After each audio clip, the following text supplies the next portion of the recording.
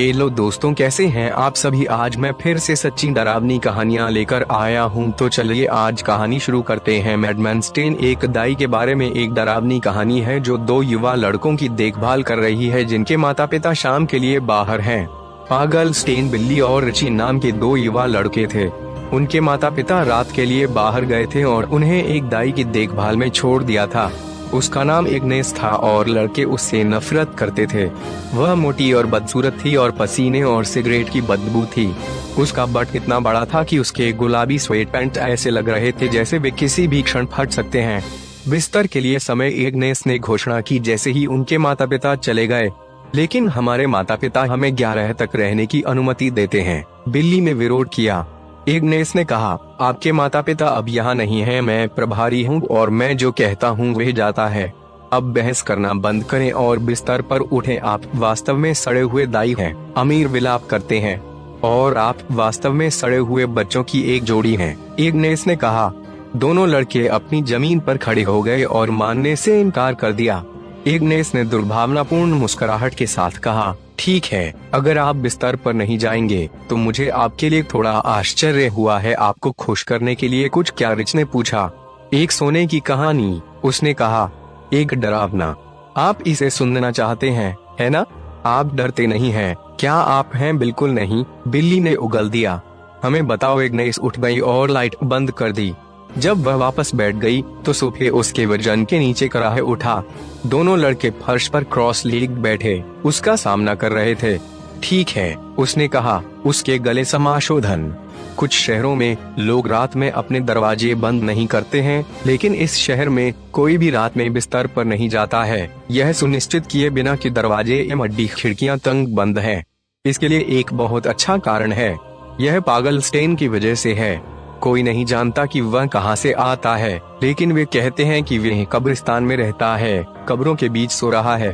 पागल आदमी स्टेन पुरुषों और महिलाओं के लिए समझौता करेगा और वे छोटी लड़कियों को बहुत पसंद करता है, लेकिन पूरी दुनिया में किसी भी चीज से ज्यादा वे छोटे लड़कों को पसंद करता है। वे अपने पसंदीदा रहे हैं। वह अपने पीड़ितों को कब्रिस्तान में वापस ले जाता है। कोई भी जोर से बात नहीं करता है कि वे उनके साथ क्या करता है, लेकिन मुझे यकीन है कि आप कल्पना कर सकते हैं, वे फिर कभी नहीं देखे गए। कब्रिस्तान के पास रहने वाले लोगों का कहना है कि उन्हें रात में चीखें सुनाई देती हैं, भयानक चिल्लाती है। बहुत सारे लोगों ने उसे देखा है। देर रात घर से घर जा रहा है, हर खिड़की की जांच कर रहा है और हर दरवाजे की कोशिश कर रहा है, एक की तलाश कर रहा है जो बंद नहीं है, और जब वे एक पाता है में वे चला जाता है। इसलिए हर कोई अपने दरवाजे को कसकर बंद कर देता है।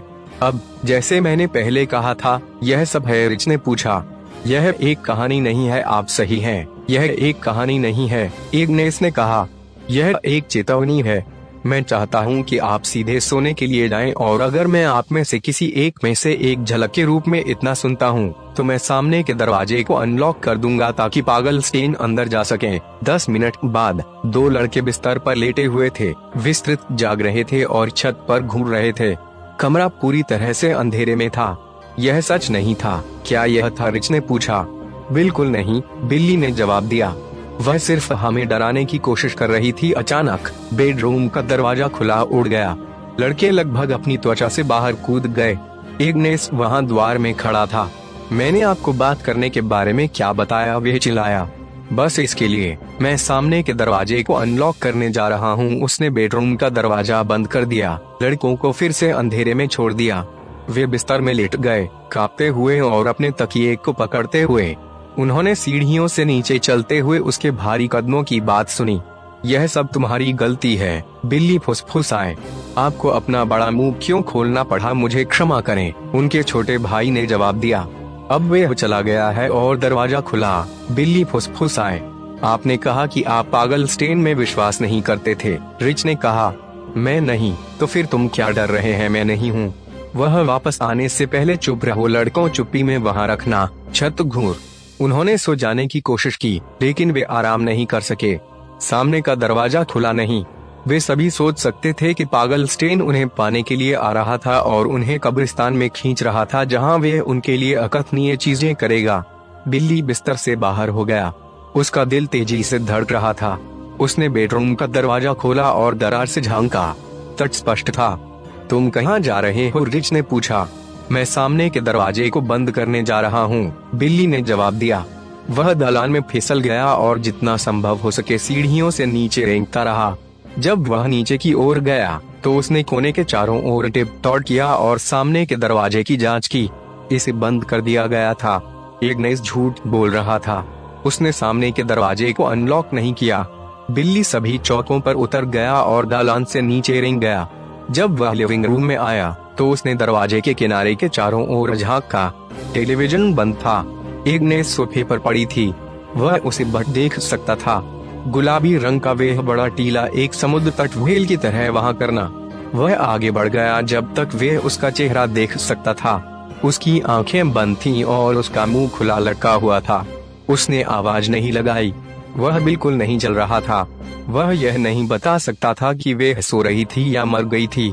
घंटों बाद लड़कों को उनके बेडरूम के दरवाजे पर पीटने की आवाज से जगाया गया। अचानक दरवाजा खुला फट और वे एक डर चीख बाहर जाने। उनके पिता द्वार में खड़े थे। वह लाइट स्विच पर फ्लिप किया। यह ठीक है, वे चिल्लाया। वे यहाँ हैं। उनकी मां द्वार में दिखाई दी। राहत की सांस ली। क्या चल रहा है? उनके पिता ने पूछा। जब हम घर आए तो सामने का दरवाजा खुला था। दाई कहाँ है? कहीं भी इग्नेस का कोई संकेत नहीं है। क्या हुआ? वह कहाँ गई? शायद पागल स्टेन उसे मिल गया, रिच फुसफुसाए। बिल्ली ने अपने माता पिता को देखा और अपना सिर हिलाया। हाँ, यकीन है, उन्होंने कहा कि एक दुर्भावनापूर्ण मुस्कान उसके चेहरे पर फैल गई। पागल